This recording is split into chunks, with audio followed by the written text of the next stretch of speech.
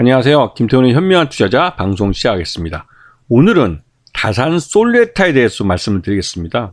이게 어저께 제가 블로그에다가는 올려놨던 건데 방송은 좀 오늘 녹음해서 올려드리네요. 자동차 전장용 마그네트는 이 여러 군데 이제 전기 자동차 부분은 특히 전기 모터에도 사용되기 때문에 핵심적인 부품이 되기도 하고 또 그 외에 주변부에도 많이 사용되는 저 전자파 차폐에서도 이 마그네트, 즉 자석류가 사용이 됩니다.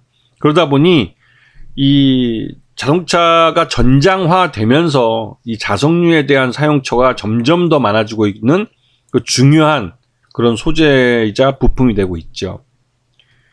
이 페라이트가 요즘 특히 더 많이 회자가 되는 건 미국의 테슬라에서 중국이 이 히토류를 무기화한다는 소식에 이 히토류 가격들이 올라가니까 이 전기차 가격을 낮춰서 대중화하기 위한 방편으로 이 히토류 자석이 아닌 이 페라이트 자석을 사용하려고 하는 겁니다. 왜? 가격도 싸고 또 그러니까 공급도 다양하고 또 이제 쉽기 때문에 이 중국에서 이 자석류 이 히토류 소재를 구매하는 건 가격도 들쑥날쑥하고 또 중국이 언제 또 이걸 판매 중단할지도 모르는 문제도 있고 해서 전반적으로 이제 페라이트라는 좀 더 구하기 쉬운 소재로 바꾸려고 하고 있습니다. 근데 이 페라이트가 여러 군데서 사용되는데요. 이것도 자석이니까요. 그런데 이 페라이트는 이 전기 모터에 사용될 경우에는 그 고속 회전율이 떨어져요. 그 말은 그만큼 성능이 떨어진다는 겁니다. 하지만 이제 중국에서 생산하는 이 히토류 자석류는 굉장히 고속의 회전력을 가져올 수가 있죠. 그래서 이 전기 모터의 성능 차이가 꽤 큽니다. 물론 그 이후에 페라이트에 대한 연구가 많이 진행되면서 이 페라이트도 또한 어느 정도 고속 그 회전력을 갖게 됐습니다. 하지만 그렇게 만든 페라이트는 상대적으로 가격이 좀 오르죠. 그래서 이런 부분 때문에 이 페라이트 자석 소재는 장단점이 있습니다. 자, 그런데 이제 오늘 말씀드리는 이 다산 솔레타라는 업체는 이 페라이트 소재를 전자파 차폐에 사용하는 그런 업체예요. 그래서 지금 관련된 뉴스 나온 걸 보면 이 테슬라가 이 페라이트 소재를 전기차에 사용하려고 한다 할 때 이 페라이트 소재는 전기 모터에 사용되는 페라이트입니다. 그리고 이 다산 솔레타가 말하는 이 페라이트는 전자파 차폐에 사용되는 페라이트인 거죠. 서로 용처가 다른 페라이트들입니다. 그런데 이거를 하나의 그 기사에 섞었으면 구체적인 내용을 모르는 일반 투자자들은 이 페라이트가 전기 모터에 사용되는 페라이트로 생각하죠. 이 전자파 차폐에 사용되는 페라이트와 전기차 모터에 사용되는 페라이트는 엄연히 다른 페라이트입니다. 그렇기 때문에 이걸 헷갈리시면 안 되는데 기자분도 그렇고 이걸 헷갈려 쓰셔가지고 사람들이 이런 신문 기사를 보게 되면 혼동을 해버리는 거죠. 그래서 이 전자파 차폐 쪽에서는 이 다산 솔레타가 우리나라 시장 점유율 1위입니다. 하지만 매출 규모나 그렇게 크진 않죠. 왜냐면 시장 자체가 그렇게 크지 않기 때문에 지금 전도성 테이프나 전도성 쿠션, 또 전파 흡수체 이런 데에 사용하고 있고 여기에 페라이트들이 사용되고 있는 거죠.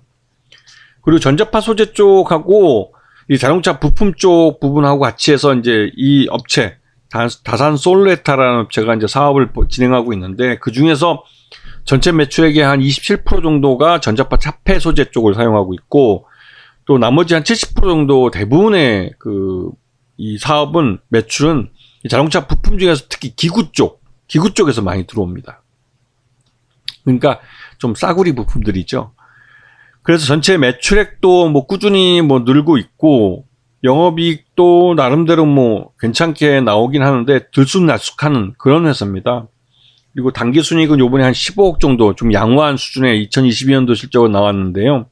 이게 이제 주인이 이게 다산 인베스트먼트, 즉 다산 네트워크라는 회사한테 경영권이 넘어가면서 이런 일이 발생하는 거죠. 그리고 그러면서 경영권이 약 30% 정도 지분을 갖게 되니까 안정적인 지분 경영권을 갖게 되는 거고 다산 인베스트먼트는 어떻게 보면 이 다산 네트워크 이 그룹의 지주회사 역할을 하는 회사인데요. 이 다산 네트워크는 말 그대로 통신 장비 쪽으로 유명한 업체죠. 그러니까 통신 장비니까 당연히 전자파 차폐가 중요한 거죠. 그래서 다산 이 솔레타라는 회사를 인수했다고 볼 수가 있습니다. 근데 지금 다산 솔레타의 주가 움직임을 보면 작년 실적 기준으로 봤을 때 적정 주가가 한 1,500원 정도밖에 평가되지 않아요. 그런데도 불구하고 이 업체가 지금 2,000원, 거의 3,000원 넘게 이렇게 평가되는 건 작년에 주인이 바뀌었기 때문에 그렇습니다. 앞에서 설명드렸던 이 다산 네트워크스라는 글로벌한 통신 장비 업체에 인수되면서 말 그대로 든든한 고객사와 최대주주가 생기게 된 거죠. 그런 면에서 다산 솔레타는 이제 매출 외형이나 순이익이나 이런 면에서 좀 달라질 수 있는 그런 회사가 된 겁니다. 그리고 든든한 큰형님이 생긴 거죠.